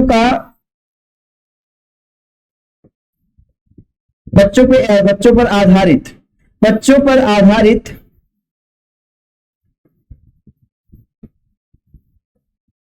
एक चैरिटी है। क्या है, बच्चों पर आधारित एक चैरिटी है। और कहां की चैरिटी है ये, इंग्लैंड की है। कहां की है भैया, इंग्लैंड की है। तो बर्नार्डो का ही है। तो ये इंग्लैंड की है। तो इतना जानते रहिएगा। तो इसमें क्या किया जाता है भैया, एक इसका कथन है कि कभी भी किसी की भी मदद करने के लिए हाथ बढ़ाइए और जो वंचित युवा रह गए हैं उनके बेहतर बचपन के लिए और उनके उज्जवल भविष्य के लिए एक मौका देने के लिए कभी कोई जल्दी या देर नहीं होता है। जब भी शुरू कर लीजिए तुरंत जान लीजिए अच्छा है। तो ये कथन किसने कहा, बर्नार्डो ने कहा है। और ये बर्नार्डो की एक क्या है, अपनी एक चैरिटी है बच्चों पर आधारित, और कहां पर है, इंग्लैंड में है। कहां पर है भैया, इंग्लैंड में है। चलिए अगले प्रश्न की ओर चलते हैं। 97 नंबर आप चेक कर लेंगे पहले 96 का आंसर। अरे इसका आंसर नहीं बनाया है। चलिए, जेम्स और प्राउड ने प्रस्ताव रखा था कि जीवन का एक जैविक तथ्य है। जेम्स एक साइकोलॉजिस्ट जेम और दूसरे साइकोलॉजिस्ट प्राउड ने प्रस्ताव रखा था जीवन का एक जैविक तथ्य है। जीवन का एक यहां पर की डॉट जीवन का एक जैविक तथ्य है, लेकिन जिस स्तर से इसे समझा जाता है और इसे अर्थपूर्ण बनाया जाता है वो एक तथ्य है। इन्होंने क्या कहा देखिएगा, बताइए जल्दी से क्या हो जाएगा 97 में।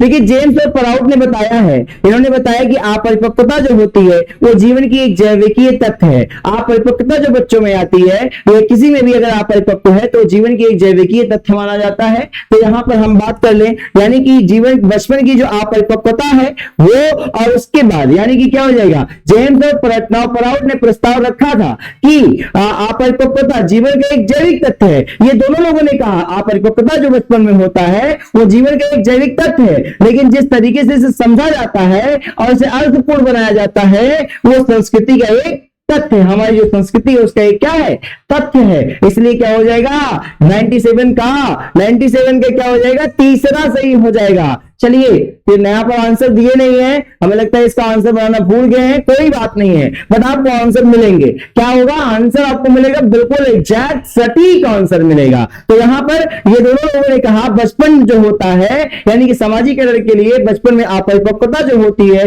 वो एक जैविक तथ्य है, लेकिन जिस तरीके से इसे समझा जाता है, इसको अर्थपूर्ण बनाया जाता है, वो हमारी संस्कृति का एक तथ्य है, फैक्ट है। चलिए हम आगे चलेंगे, अगले क्वेश्चन की ओर चलेंगे।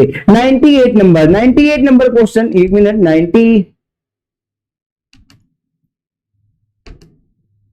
97 के बाद 98 कहां की है लोग।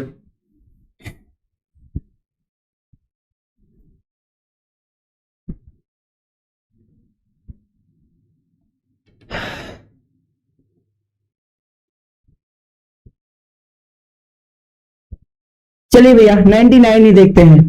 98 गायब है फिलहाल। प्रिंगल के मुताबिक बच्चों की बुनियादी आवश्यकताएं क्या है। अच्छा बताइए बच्चों की जरूरत है क्या, बच्चा क्या चाहता है, बताइए बच्चा क्या चाहता है। बच्चा चाहता है कि हमको प्यार मिले, अपने माता पिता से, अपने परिवार से, अपने लोगों से प्यार मिले, प्यार भी मिले, साथ साथ क्या प्रेम यानी कि सुरक्षा मिले, प्रेम सुरक्षा यही तो चाहता है। प्रेम चाहता है, सुरक्षा चाहता है, और क्या चाहता है, अपनी प्रशंसा भी चाहता है। बच्चा क्या चाहता है, प्रशंसा भी चाहता है कि हमारे सब लोग तारीफ करें, पहचान भी बनाना चाहता, पहचानता भी है, ये भी जरूरी है कि वो पहचान भी बनाता है। फिर उसके बाद जिम्मेदारी भी निभाता है, और क्या करता है, जिम्मेदारी के साथ साथ उसमें अनुभव भी होते हैं। तो ये सारी चीजें जिम्मेदारी और अनुभव, क्या अनुभव, तो ये सारी चीजें इसमें शामिल होती हैं। तो बताइए प्यार और सुरक्षा की जरूरत होती है, नए अनुभव, जिम्मेदारी की प्रशंसा और पहचान, अर्थात सरकारी ऑप्शन उपरोक्त सभी सही हो जाएगा। चलिए 99 का क्या हो जाएगा, उपरोक्त सभी। 100 नंबर पे चलते हैं। एन से कह रहा है एससीसी के विशेष कर्तव्यों को में प्रदान किया गया है। देखिए एससीसी के विशेष कर्तव्यों में शिक्षा अधिनियम 1995 धारा 140 के 5वें भाग में क्या शिक्षा अधिनियम क्या हो जाएगा 1986 धारा 3 के अंतर्गत क्या बताया गया भैया, एससीसी को जो बताया गया है विशेष कर्तव्य को कब शामिल किया गया, शिक्षा अधिनियम 1995 में और उसके बाद शिक्षा अधिनियम दोनों में शामिल किया गया था। एससीसी के विशेष कर्तव्य को जोड़ा गया था शिक्षा अधिनियम में, तो यहां पर हो जाएगा दोनों, हो जाएगा 1 और 2। क्या हो जाएगा, एससीसी के विशेष कर्तव्य को शिक्षा अधिनियम 1995 धारा 140 इतना, और उसके बाद 0.5 और उसके बाद कह रहा है क्या, शिक्षा अधिनियम 1986 धारा 3.92, यानी कि क्या हो जाएगा, दोनों, इन दोनों को एससीसी के विशेष कर्तव्य को शिक्षा के क्षेत्र में जोड़ दिया गया था। एक क्वेश्चन लेकिन आपसे आप पूछ सकता है, और शिक्षा अधिनियम 1995 के तहत किसको किसके विशेष कर्तव्य को जोड़ा गया था? तो एससीसी के विशेष कर्तव्य को जोड़ा गया था। शिक्षा अधिनियम 1986 के तहत किसके विशेष कर्तव्य को जोड़ा गया था? तो क्या कर देंगे आप? एससीसी के विशेष कर्तव्य को। शिक्षा अधिनियम 1995 शिक्षा अधिनियम 1986 के माध्यम से किसके विशेष कर्तव्य को जोड़ा गया था? तो एससीसी के, यानी कि दोनों एक और दो हो जाएंगे। चलिए आगे चलेंगे, अगले क्वेश्चन की ओर चलेंगे। कह रहा है 101 में, अरे 100, हाँ ठीक है, 101 कह रहे स्क्रीनिंग यंत्र, यानी कोई स्क्रीनिंग यंत्र मतलब किसी बच्चे की जांच करना का उपयोग शिशु शिक्षकों द्वारा स्कूली वर्ष के लिए शिशु शिक्षा योजना में बच्चों की शक्तियों और कमजोरियों की पहचान करने के लिए किया जा सकता है। मतलब उसका टेस्ट लेना, एक प्रकार का बच्चों का जांच पड़ताल करना, कितना अच्छा है पढ़ने में, कितना नहीं अच्छा है, इस चीज को जानने के लिए 101 में कह रहा है क्या करना पड़ेगा आपको। देखिए क्या करना पड़ेगा भैया, कि आप क्या करिए, यानी कि शुरुआत में जब बच्चा स्कूल जाने वाला हो जाता है, शिशु शिक्षा योजना छोटे किंडरगार्टन वाला जो होता है, उसमें बच्चों की शक्तियों को और कमजोरियों को पहचान करने के लिए स्क्रीनिंग यंत्र का उपयोग किया जाता है। यानी कि पूर्व स्कूली भाषा स्किल चौथा संस्करण पीएलए क्या हो जाएगा? 4 हो जाएगा। 101 में क्या करेंगे आप? एक मिनट, यहां पर पहला ऑप्शन कह रहा है पूर्व स्कूली भाषा संस्करण CELF, पूर्व स्कूली 2 यानी कि आरंभिक अध्ययन क्षमता का परीक्षण तीसरा संस्करण TRA, फिर इसके बाद ध्वनि जागरूकता साक्षरता स्क्रीनिंग प्रेक PALS प्रेक, यानी कि बिल्कुल यही सही होगा, यानी कि हो जाएगा ध्वनि जागरूकता। एक छोटा सा बच्चा किंडरगार्टन स्कूल में जाने वाला ध्वनियों को पहचानने लगे, ए किसे कहते हैं, बी किसे कहते हैं, तो वही हो जाएगा। यानी कि अगर ध्वनि साक्षरता स्क्रीनिंग को अगर वो जान लेता है तो जान लीजिए कि हाँ वो स्कूल आने के लिए तैयार है, उसकी शक्तियों की उसकी कमजोरियों को हम पता लगा सकते हैं। ए बी सी, उसकी ध्वनियां सी है तो उसको सी बोला जा रहा है, का है तो उसको वो ध्वनियों को पहचान ले, तो इसलिए हम कहते हैं क्या है? ध्वनि जागरूकता साक्षरता श्रेणी हम कहते हैं, जिसको हम कहते हैं प्रेक, PALS, इसको हम प्रेक कहते हैं। चलिए हम आगे चलेंगे 102 में। बच्चे अपने माता पिता के प्रबलन से प्रतिक्रिया में उपयुक्त ध्वनियों और शब्दों को सीखते हैं। बच्चे अपने माता पिता के प्रबलन से, उनकी बार बार कोशिश से क्या करते हैं? प्रतिक्रिया में उपयुक्त ध्वनियों और शब्दों को सीखते हैं। ऐसा सुझाव भाषा के विकास के किस सिद्धांत ने दिया है? व्यवहारवादी, सहवादी, संज्ञानात्मक, संदर्भगत। चलिए बताइएगा क्या हो जाएगा 102 में।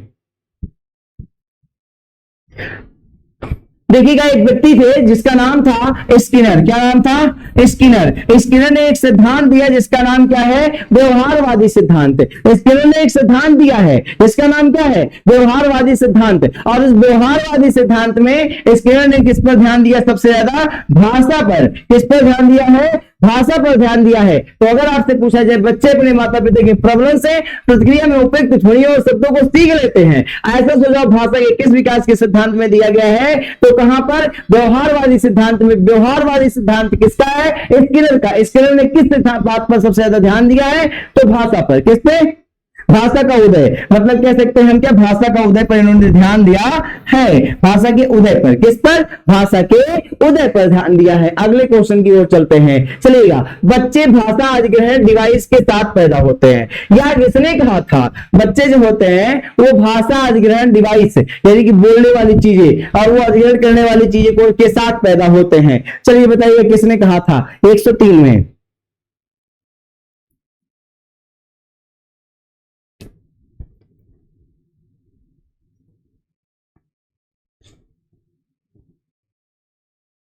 जल्दी बताइए क्या हो जाएगा?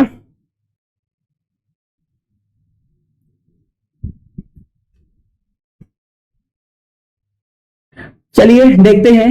मैं आपको बताऊं, बच्चे भाषा अधिग्रहण डिवाइस के साथ पैदा होते हैं या कथन किसने कहा था? तो मैं बता दूं यहां पर तो पहली बात किसी ने इसमें से नहीं कहा है।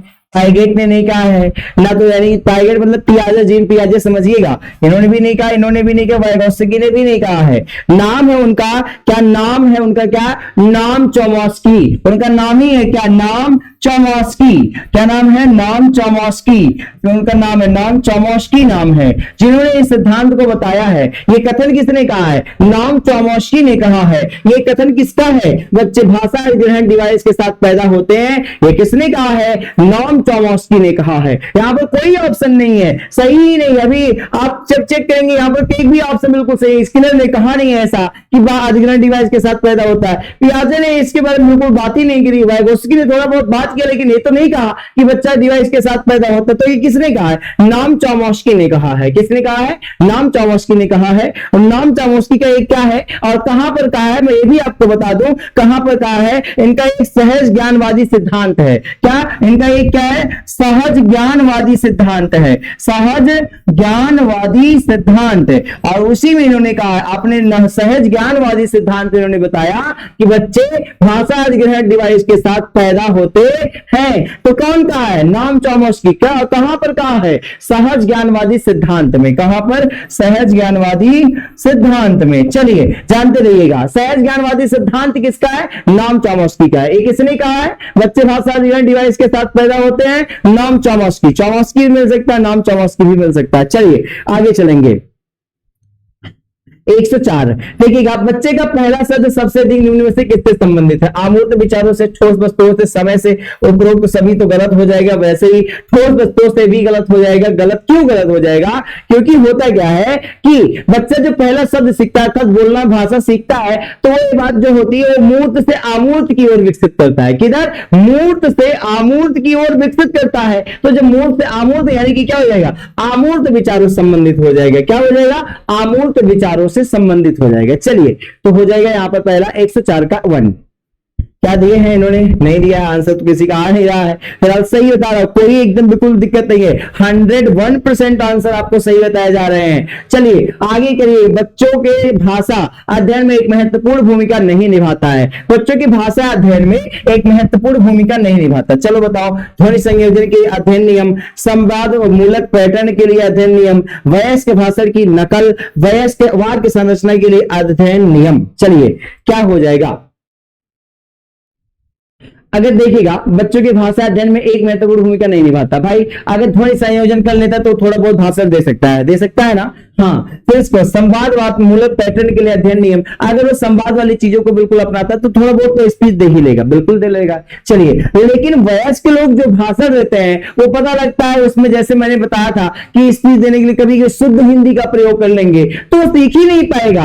यानी कि क्या हो सकता है? वो उसका मतलब नकल नहीं कर पाता। वयस्क के भाषण की नकल एक बच्चा नहीं कर पाता है। यानी कि वयस्क भाषण की नकल बच्चों के भाषा अध्ययन में एक महत्वपूर्ण भूमिका नहीं निभाता है। 105 का तीसरा हो जाएगा। चलिए चौथा भी देख लेते हैं। वाक्य संरचना के लिए अध्ययन करना। भाई वाक्य संरचना अगर कर लेते तब भी वो दे सकता है, लेकिन ये नहीं कर पाएगा। चलिए आगे चलते हैं। 106 किसने कहा था कि शिक्षण कला कभी भी दर्शन शास्त्र के बिना अपने आप में शुद्धता प्राप्त नहीं कर पाएगी? ये बात किसने कही थी? 106 में बताइएगा।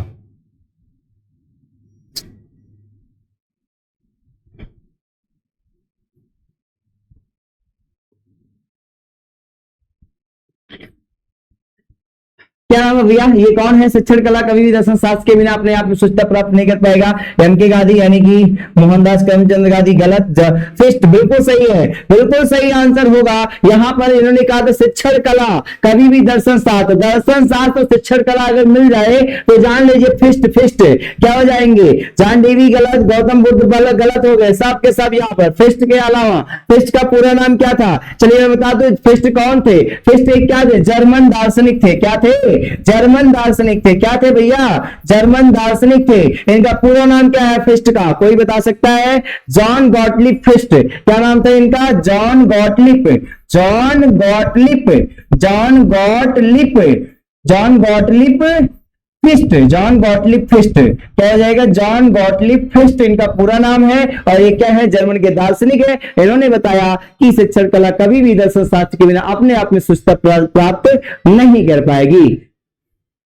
चलिए आगे चलते हैं और भी हम चीजों को देखते हैं। अगला क्वेश्चन आपके पास आ रहा है। यहां पर क्या हो जाएगा? 107 में। 107 में कहा है भैया हमें कैसा ज्ञान प्राप्त होता है और हमें कैसे पता चलता है कि यह सही है। चलिएगा, हमें कैसा ज्ञान प्राप्त हो रहा है और हमें कैसे यह भी पता चल पा रहा है कि जो हमने प्राप्त किया है वो सही है और त्रुटि रहित है, उसमें कोई त्रुटियां नहीं है।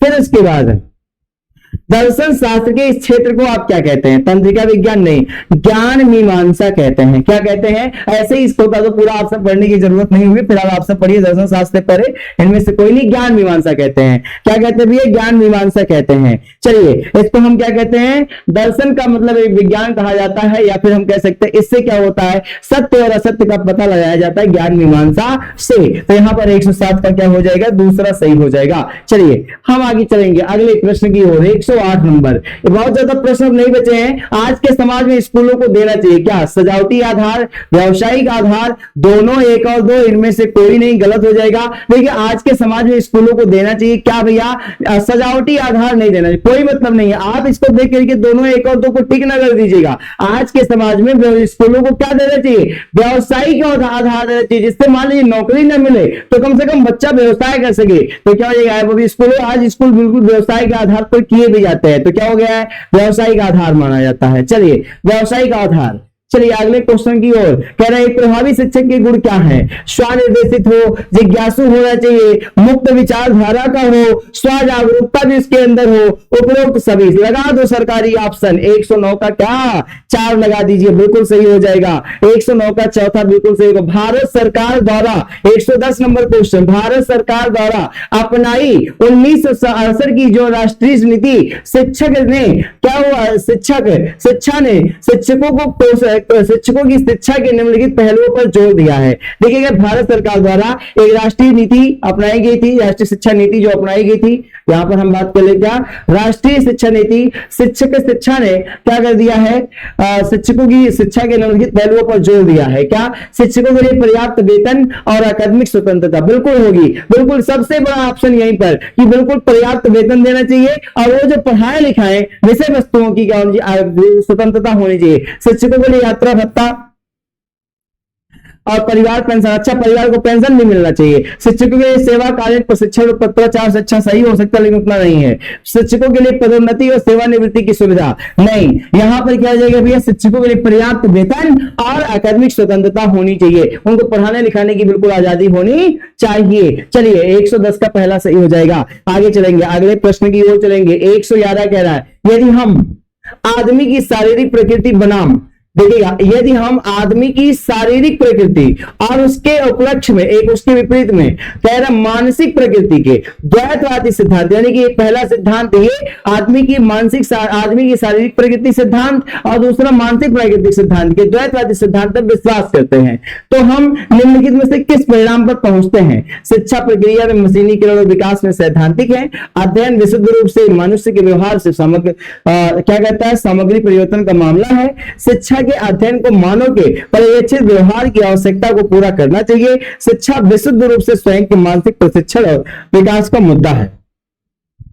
आदमी की शारीरिक प्रकृति और मानसिक प्रकृति, अगर हम दोनों द्वैतवादी सिद्धांत में विश्वास रखते हैं तो हम इस परिणाम पर पहुंच पाते हैं कि जो शिक्षा है वो विशुद्ध रूप से, यानी कि क्या है? विशुद्ध स्वयं के मानसिक प्रशिक्षण और विकास का मुद्दा होता है। हम क्या करते हैं? विशुद्ध रूप से क्या करते हैं? स्वयं के मानसिक प्रशिक्षण की और साथ ही साथ विकास के मुद्दे को हम अपनाते हैं। यहां पर बिल्कुल यही सही हो जाएगा। इसके अलावा कोई ऑप्शन सही नहीं नजर आ रहे हैं। मशीनी प्रक्रिया में हम यहाँ पर सिद्धांत करेंगे नहीं। अध्ययन विशुद्ध रूप से मनुष्य के व्यवहार में सामग्री के परिवर्तन का मामला, ठीक है। अध्ययन विशुद्ध रूप से मनुष्य के व्यवहार में यहाँ तो कह तो रहा है, लेकिन यहाँ पर एक चीज नहीं शामिल करता है। क्या? यानी कि वो क्या कह रहा है? शारीरिक चीजों को नहीं शामिल कर रहा है, तो द्वैतवादी नहीं होगा। शिक्षा के आर्यन को, अध्ययन को मानव के पर्यवेक्षित व्यवहार की नहीं, यहां पर भी नहीं होगा, हो पाएगा। सिर्फ व्यवहार की बातें की जा रही हैं। तो यहां पर शिक्षा विशुद्ध रूप से मानसिक प्रशिक्षण और विकास का मुद्दा है। क्या? विकास का मुद्दा है। चलिए हम आगे चलेंगे, यानी कि अगर शारीरिक विकास और प्रकृति और मानसिक प्रकृति दोनों चीजों को देखा जाए तो दोनों में हमारा मानसिक प्रशिक्षण भी होना चाहिए और विकास के मुद्दे की बात होनी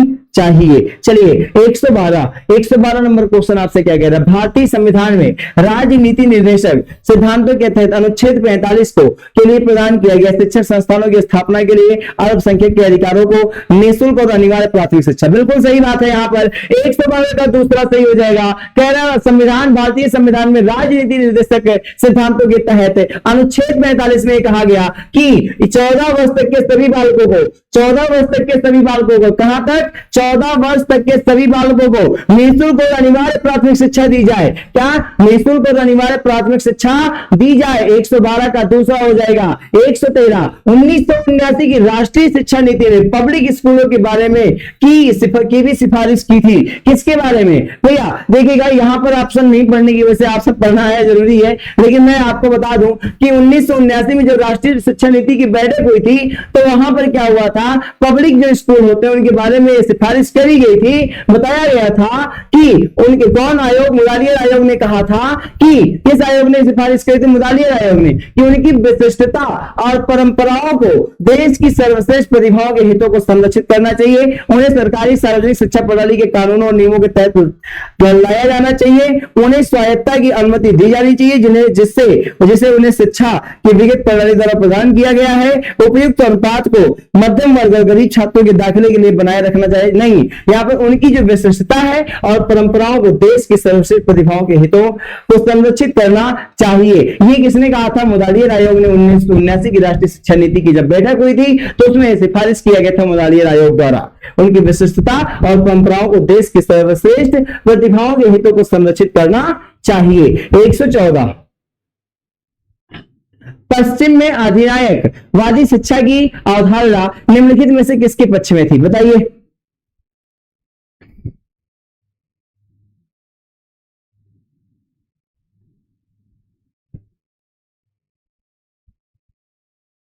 देखिए अधिनायकवादी हम बात कर लेते हैं।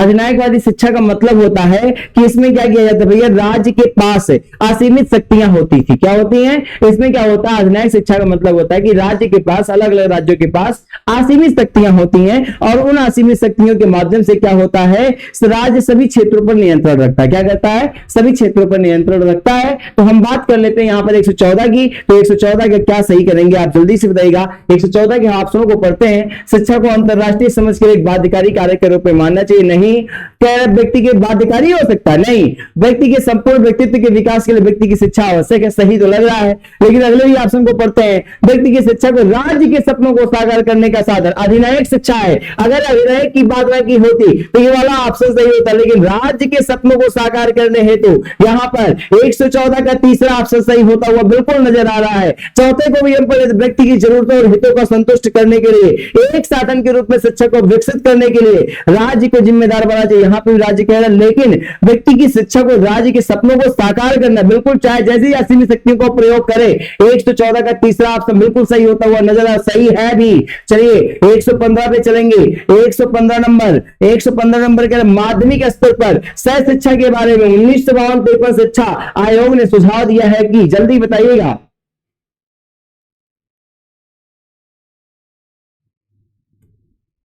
देखिएगा मैं आपको बता दूं, यहां पर केंद्र सरकार ने क्या किया था, एक कमेटी आई थी पहले शिक्षा के बारे में 1952 में, जिस कमेटी का नाम था ताराचंद कमेटी। 1952 में ये कमेटी बैठी थी, ताराचंद कमेटी। इस कमेटी ने आग्रह किया, क्या आग्रह किया, हम अकेले सारे कामों को नहीं कर पाएंगे। क्या नहीं कर पाएंगे, अकेले सारे कामों को नहीं कर पाएंगे। एक काम क्या करिए,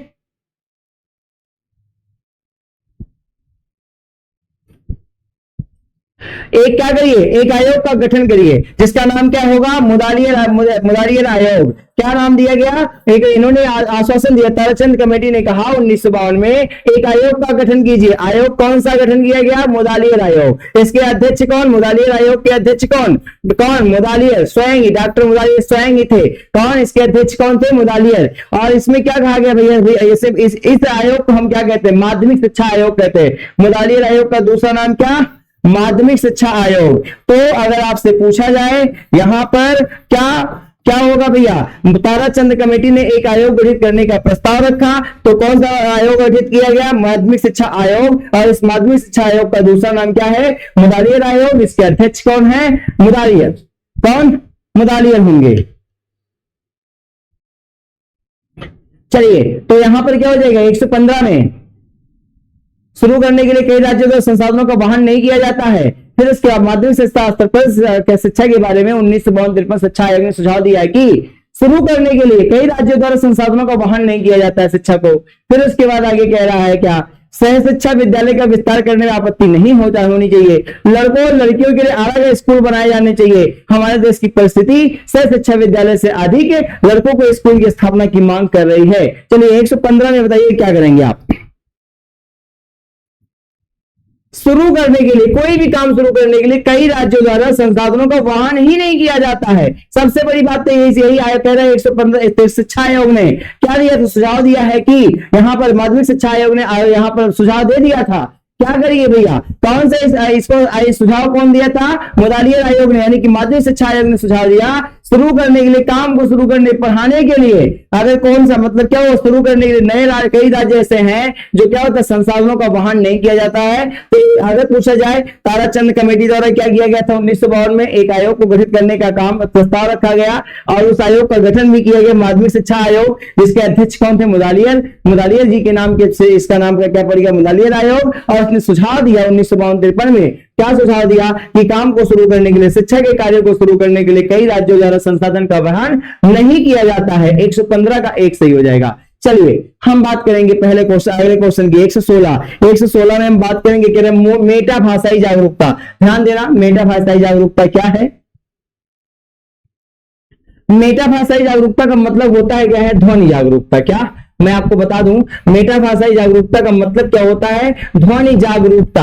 क्या होता है, ध्वनि जागरूकता होता है। तो सोचने की क्षमता, भाषा के बारे में सोचना और बातें करना, भाषा के बारे में बात करने की क्षमता, अन्य दृश्यक चिन्हों से लिखने की योग्यता। जल्दी बताइएगा 116 में क्या हो जाएगा, 116 का मतलब 2 क्या हो जाएगा, यानी कि ध्वनि आप सही सीख रहे हैं तो आप भाषा को भी सीख लेंगे। भाषा के बारे में सोचना और बातें करने की क्षमता को हम क्या कहते हैं, मेटा भाषाई जागरूकता कहते हैं। क्या कहते हैं, मेटा भाषाई जागरूकता कहते हैं। चलिए हम आगे बात करेंगे 117 आविष्कार वर्तनी क्या है। आविष्कार वर्तनी किसे कहते हैं, जल्दी बताइएगा। आविष्कार वर्तनी, देखिएगा, जब बच्चा स्वयं अपनी वर्तनी का निर्माण करे, क्या करे, जब बच्चा बोलने के लिए स्वयं अपनी वर्तनी का निर्माण करे और उसका सही उच्चारण ना कर पाए और उसका सही उच्चारण जानता ना हो, तो उसको हम क्या कहते हैं, आविष्कार वर्तनी कहते हैं। पढ़ने के लिए विकास के साथ हस्तक्षेप, पारंपरिक वर्तनी का विकास बच्चों की वाक्पटुता को बढ़ाता है। फिर इसके बाद माता पिता द्वारा समर्थित नहीं किया जाना चाहिए। बताइए 117 में क्या करेंगे, जल्दी बताइएगा। 117 क्या हो जाएगा, बच्चों की वाक्पटुता को बढ़ाता है जब बच्चा स्वयं क्या करता है। आविष्कार वर्तनी क्या होती है, इसमें बच्चा क्या कहता है, स्वयं से अपने मतलब शब्दों का निर्माण करता है और अगर उसका वो सही से उच्चारण ऐसा नहीं जानता है, यानी कि बच्चे की वाक्पटुता को बढ़ रही है, धीरे धीरे वो बोलने की चीजों को आगे बढ़ रहा है, तो बच्चे की वाक्पटुता यानी कि बोली जो है उसकी बढ़ रही है। चलिए इसको हम कहते हैं आविष्कार वर्तनी, नए नए शब्दों को बना करके स्वयं। जैसे आप देखते होंगे लड़का पानी को क्या कहता है, अप्पा कहता है, अम्मी पता नहीं क्या है, मम कहता है, तो स्वयं से निर्माण कर रहा है ना। पानी मतलब उसको एक चीज देख लिया, उसको पानी को मम मम ऐसे बोलेगा, मम्मा ऐसे बोलेगा, तो स्वयं निर्माण कर रहा है। तो जब स्वयं निर्माण करे तो जान लीजिए बच्चे की वाक्पटुता को का बढ़ावा मिल रहा है, उसकी वाक्पटुता बढ़ रही है। 117 118 उच्च संदर्भ संस्कृतियां। चलिए यहां पर उच्च संदर्भ संस्कृतियां, जल्दी बताइएगा 118।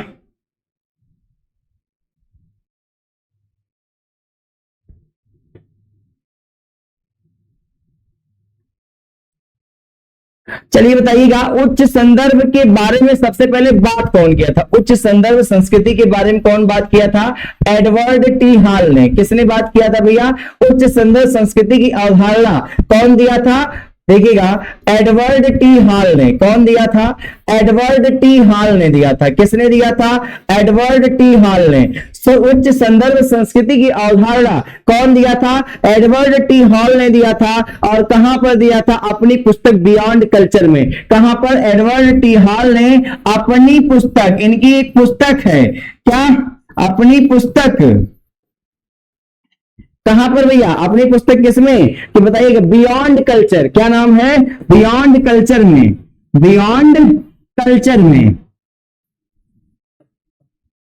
चलिए देखिएगा एडवर्ड टी उच्च संदर्भ संस्कृति का को लाने वाला, उच्च संस्कृति की और उच्च संदर्भ संस्कृति की अवधारणा को लाने वाले व्यक्ति कौन है, एडवर्ड टी हॉल। इन्होंने इसका व्याख्यान कहां पर किया है, अपनी पुस्तक बियॉन्ड कल्चर में। कहां पर, अपनी पुस्तक बियॉन्ड कल्चर में। और मैं आगे बात कर लेता हूं इनके बारे में। तो इन्होंने क्या बताया, या संचार पर कह रहा है, इन्होंने बताया क्या, और ये कब किया था भैया, इन्होंने इसके बारे में चर्चा कब किया था, 1976 में। कब किया था, 1976। तो उच्च संदर्भ संस्कृति को लाने वाले व्यक्ति एडवर्ड टी हॉल कब लाए, 1976 में। कहां पर लाए, अपनी पुस्तक बियॉन्ड कल्चर में। किसमें, बियॉन्ड कल्चर में। चलिए हम बात करते हैं, इन्होंने इसमें क्या बताया, संचार पर इन्होंने बताया कि संस्कृति के शक्तिशाली क्या कर सकते हैं, संस्कृति को हमें शक्तिशाली प्रभाव को क्या करना, समझने में हमारी सहायता करती है। यानी कि ये चीज जो होती है, उच्च संदर्भ संस्कृति हमारी संस्कृति को समझने में बहुत ज्यादा भूमिका निभाती है। तो जल्दी से बता दीजिएगा, यहां पर 118 का क्या हो जाएगा, बहुत जल्दी बताइएगा। 118 क्या हो जाएगा भैया, यानी कि पहले लोग निजी स्थानों में एक बड़ा सौदा करते, बहुत सही बात है।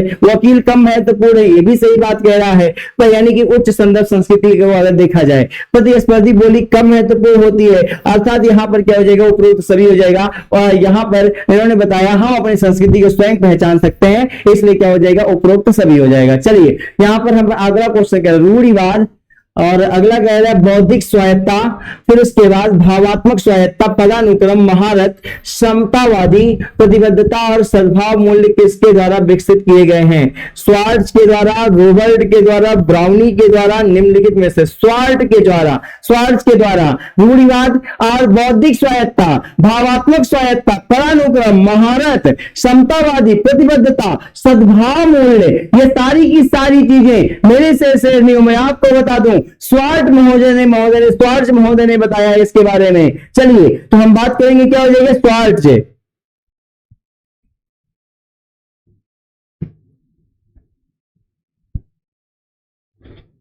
अगला क्वेश्चन है, यहां पर हम बात कर लेंगे संस्कृति के तत्व हैं। संस्कृति के कुल कितने तत्व हैं बताइए, संस्कृति के कितने तत्व हो सकते हैं। पहले देखिएगा, सामाजिक संगठन हो सकता है, ये भी तो सांस्कृतिक तत्व में आएगा ना। सामाजिक संगठन हो सकता है, यहां पर है कि नहीं देखते चलेगा। सामाजिक संगठन हो सकता है, फिर उसके बाद सामाजिक संगठन के अलावा प्रथाएं, मतलब प्रथा हो सकती है, परंपरा हो सकती है। देखो को मिल रहा है, नहीं मिल रहा है, प्रथा एवं परंपरा मिला ना। फिर इसके बाद आगे और क्या हो सकता है भैया, समाज, यहाँ पर चलिए बताइएगा, संस्कृति के जो तत्व हैं क्या क्या हो सकते हैं, सामाजिक संगठन, प्रथा, परंपरा, और क्या हो सकता है, जल्दी बताइएगा, क्या हो जाएगा, धर्म, भाषा।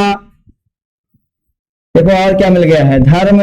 फिर उसके बाद हमने बताया क्या हो सकता है, संस्कृति में भाषा भी हो सकती है। फिर उसके अलावा और क्या हो सकता है, धर्म हो गया, भाषा हो गया, कला हो गया, साहित्य हो गया, क्या हो गया, कला हो गया, और क्या हो गया, साहित्य हो गया। तो देख लो इसमें से जो जो मिल रहा हो मिला लीजिएगा भैया। देखिएगा यहाँ पर कला मिल रहा है, भाषा मिल रहा है, प्रथा एवं परंपरा मिल रहा है। तो यानी कि कौन कौन हो जा रहा है, दूसरा हो जा रहा है, तीसरा हो जा रहा है, चौथा हो जाए तो दूसरा, तीसरा और चौथा, ऑप्शन नंबर 2 क्या हो जाएगा, ऑप्शन नंबर 2 हो जाएगा। चलिए यहाँ पर दूसरा, तीसरा और चौथा। तो आज के लिए बस इतना ही रहेगा मेरे प्यारे साथियों। आज के सेशन में बहुत ही महत्वपूर्ण प्रश्नों को आपने सीखा है, जो आपकी परीक्षा में पूछे जा सकते हैं। तो आप याद रखिएगा, और मैं आपको बताऊं कि हाँ आपको पढ़ना पड़ेगा, आपको बिल्कुल मेहनत करनी पड़ेगी, क्योंकि इस दुनिया में बिना मेहनत के कुछ होता नहीं है। एक गोल बनाइए, एक उद्देश्य बनाइए और पढ़ते रहिए, चीजों को पढ़िए, बेहतर ढंग से पढ़िए, मेहनत से पढ़िए।